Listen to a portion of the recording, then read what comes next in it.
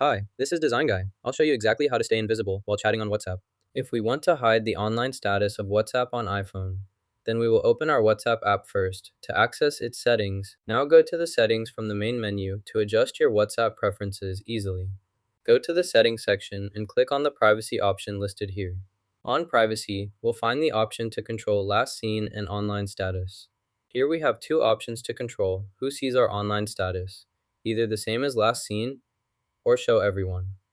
Allowing us to customize our visibility, select the last seen to show our status to everyone, as configured in settings beforehand. Like my contacts except those selected, and we put same as last seen for consistency. If we don't want to show anyone our last seen and online status, we put on nobody and do the same as last seen when online for privacy, so our last seen and online status will be hidden now. Now you can hide your WhatsApp status. Check the description for a special deal and like/subscribe for more.